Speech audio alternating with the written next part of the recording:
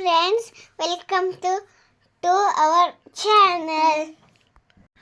So ನನ್ನ ಮಗಳು welcome ಮಾಡಿದ್ದಾಯಿತು ವೀಡಿಯೋಗೆ. ಆಫ್ಟರ್ ಎ ಲಾಂಗ್ ಟೈಮ್ ನಾನು ಮತ್ತೆ ವೀಡಿಯೋಸ್ನ ಸ್ಟಾರ್ಟ್ ಮಾಡ್ತಾಯಿದ್ದೀನಿ. ನಾನಿಲ್ಲಿ 5:30ಗೆ ಎದ್ಬಿಟ್ಟು ಎಲ್ಲ ಕೆಲಸಗಳನ್ನ ಮುಗಿಸ್ಕೊಂಡು ನಂತರ ಹೊರಗಡೆ ನೆಲ ಒರೆಸ್ಬಿಟ್ಟು ರಂಗೋಲಿ ಹಾಕ್ತಾಯಿದ್ದೀನಿ. ಈ ರಂಗೋಲಿನ ಜಸ್ಟ್ ಇವಾಗ ತಾನೇ ಒಂದು ವೀಡಿಯೋದಲ್ಲಿ ನೋಡಿಕೊಂಡು ಅದನ್ನು ಟ್ರೈ ಮಾಡಿದೆ, but it was not that good. But ಹಾಕಿದ್ದೀನಿ ಮತ್ತು ಒರೆಸೋದು ಬೇಡ ಅಂದ್ಬಿಟ್ಟು ಅದನ್ನು ಬಿಟ್ಬಿಟ್ಟು ರಂಗೋಲಿನ ಹಾಕಿ ಕಂಪ್ಲೀಟ್ ಮಾಡಿದೆ. ಸೊ ರಂಗೋಲಿ ಎಲ್ಲ ಹಾಕಿದ್ಮೇಲೆ ಈ ರೀತಿಯಾಗಿ ಕಾಣಿಸ್ತಾ ಇದೆ. ಸೊ ಟೈಮ್ ಬಂದುಬಿಟ್ಟು ಇವಾಗಲೇ 5:55 ಆಗಿದೆ.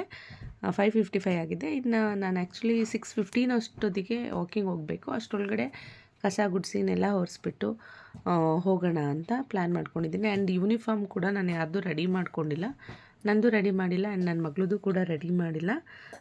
ನೋಡೋಣ, ಆದರೆ ಅಷ್ಟರೊಳಗಡೆ ಎಲ್ಲ ಕಂಪ್ಲೀಟ್ ಮಾಡಿ ಹೋಗೋಣ ಅಂತ ಅಂದ್ಕೊಂಡಿದ್ದೀನಿ. ಸೊ ನೆಲ ಒರೆಸಿದ್ದಾಯಿತು. ನೆಲ ಒರೆಸಿದ್ದಾದಮೇಲೆ ಸ್ವಲ್ಪ ಡ್ರೈ ಆದಮೇಲೆ ನಾನು ಆ್ಯಕ್ಚುಲಿ ನಂದು ಸ್ಯಾರಿ ರೆಡಿ ಮಾಡ್ತಾಯಿದ್ದೀನಿ.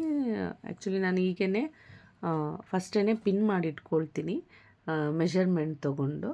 ಸೊ ಹೋಗಬೇಕಾದ್ರೆ ಈಸಿ ಆಗುತ್ತೆ. ನನಗೆ ಜಸ್ಟ್ 1 ಮಿನಿಟಲ್ಲಿ ವೇರ್ ಮಾಡೋ ಥರ ಇರಬೇಕು. ಬಿಕಾಸ್ ಪಾಪುನ ರೆಡಿ ಮಾಡಿ ನನಗೆ ಸಾಕಷ್ಟು ಟೈಮ್ ಸಿಗೋಲ್ಲ. Because we are going at the same time.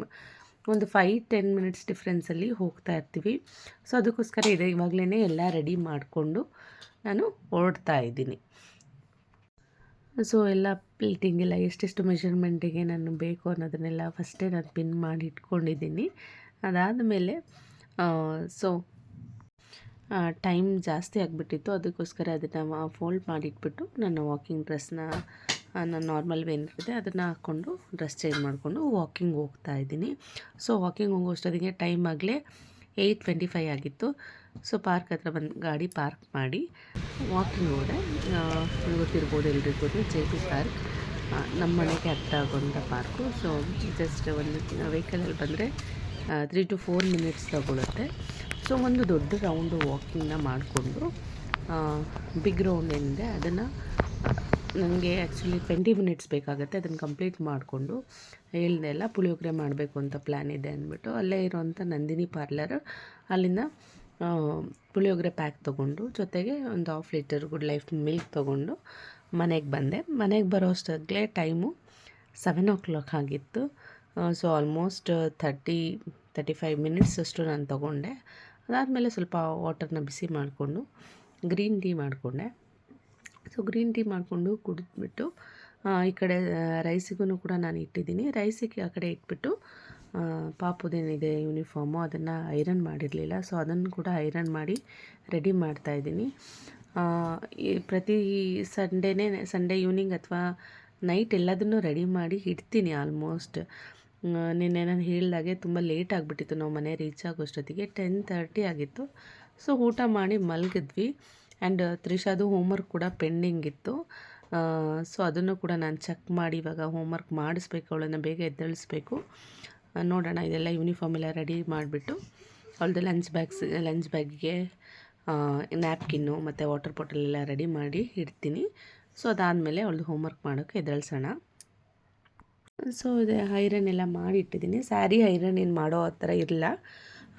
ಆ ಸ್ಯಾರಿಗೆ ಐರನ್ನಿಂಗ್ ಏನು ಅವಶ್ಯಕತೆ ಇಲ್ಲ.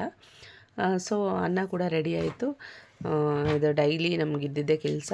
ಅನ್ನ ಮಾಡಿದಾಗ ವಾಟರೆಲ್ಲ ಸ್ಪ್ಲ್ಯಾಶ್ ಆಗಿರೋದು ಅದನ್ನು ಒರೆಸ್ಬೇಕು. ಆ್ಯಂಡ್ ನಾನು ಗ್ರೀನ್ ಟೀ ಕೂಡ ನಾನು ಹಾಕಿಟ್ಟಿದ್ನಲ್ಲ ಅದು ರೆಡಿ ಆಗಿದೆ. ಸ್ವಲ್ಪ ವಾಟರ್ ಹಾಟಿತ್ತು ಅಂತ ನಾನು ಅದು ಸ್ವಲ್ಪ ಕೂಲ್ ಆಗಲಿ ಅಂತ ಬಿಟ್ಟಿದ್ದೆ. But again it was bit hot. ಅದಾದಮೇಲೆ ಅವಳದು ಹೋಮ್ವರ್ಕ್ ಚೆಕ್ ಮಾಡಿದೆ. ಆ್ಯಂಡ್ ಸರ್ಪ್ರೈಸಿಂಗ್ಲಿ ಅವಳು ಹೋಮ್ವರ್ಕ್ ಎಲ್ಲ ಮಾಡಿ ಮುಗಿಸಿದ್ಲು.